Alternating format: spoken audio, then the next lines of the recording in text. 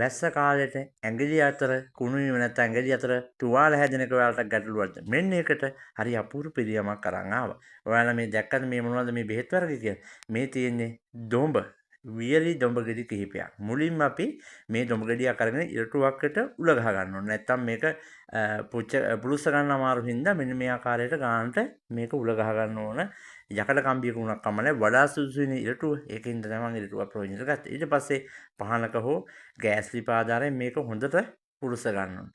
ඔයාලට පේනවා ඇති මේ දොඹ ගෙඩිය පුරුස්සද්දි මේක ඇතුලෙන් තෙල් විශේෂයක් එළියට එනවා. හැබැයි ඔන්න බලන්න මේක ටිකක් වෙලා පුරුස්සාගෙන යද්දි මේකේ තෙල් ගතියක් හැදෙනවා. මේ දොඹ ගෙඩියේ ඉතා අධිකව තෙල් තියෙනවා. මොකද කැඩුම් බිදුම් වෙනකමටත් යන්න බොහොම වටින බෙහෙතක් විදිහට තමයි මේ දොඹ ගෙඩිය හඳුන්වන්නේ. ඉතින් ආතරයිටිස්, සන්ධි වේදනා, කොන් දෙක කැක්කුම්, අතපය හිරිවැටීම්, දණහිස් කැක්කුම්, කාර්ලේජ වර්ධනය සඳහා ඒ වගේම සියලුම වේදනාවන් සඳහා බෙහෙත් පොට්ටන ඔබත් මිලදී ගන්න. අවශ්‍ය ඔබ මේ තියෙන දුරකථන අංකයට කතා කරන්න. දින 3න් අපි ඔයාලයි ගෙදරටම අරන් එන්න ලෑස්තියි. මෙන්න මේ දොඹ ගෙඩිය හොඳට පුච්ච ගන්න ඕනේ. යන්තම් පිච්චුනොත් මේකේ තෙල් එන්නේ නැහැ.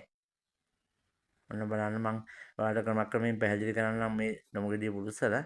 ඉතින් මේවා මෙන්න බලන්න පිළිසුවට පස්සේ හොඳට තෙල් ගතිය එළියට එනවා. මගේ ඔයාලට පේනවා ඇති. මේ තෙල් එන්නේ දොඹ ගෙඩිය ඇතුලේ තියෙන තෙල් තමයි මේ එළියට එන්නේ. ඊට පස්සේ අපි මේ තෙල් ටික අරගෙන ඇඟිලි කරු අතර ගාන ක්‍රමයක් මම ඔයාලට පෙන්නන්නම්. මෙන්න මේ ආකාරයට ක්‍රමක්‍රමයෙන්.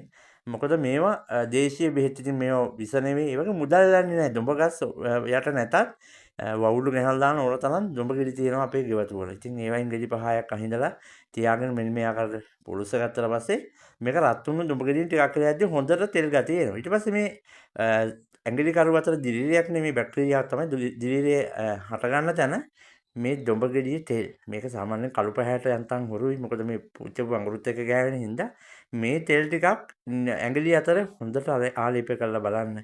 මේක දින 3ක් ගෑවනම් ඔයාලට තවත් කාලෙකට ඇඟිලි කුණු වෙන්නේ නැහැ. ඒ කියන්නේ ඇඟිලි පැසවන්නේ දියමැටිය කනවා කියන තමයි අපේ ජනවහරේ සඳහන් වෙන්නේ. දියමැටිය කන්නේ නැහැ. ඉතින් බලන්න මේ වගේ බෙහෙත් අපිට ගෙවත් එන්න හොයාගන්න තියෙද්දි අපි සල්ලි වේදම් කරලා බෙහෙත් අරන්. ඉතින් අදම මොකද සල්ලි වලට බෙහෙත් ගත්තත් දිලිනාශක වලින් මේක හරි අමාරුයි හොඳ කරන්න. ඉතින් මේ බෙහෙත් එක නියමයි. ඔයාලා පාවිච්චි කරලා ඔයාලගේ අදහසක් කියන්න කියලා බොහොම ආදරෙන් ඉල්ලා සිටිනවා. මොකද හැමදාම මම අරන් එන්නේ අලුත්ම දෙයක්. මේ පුංචි දෙයින් වටිනාකම ඉහළයි.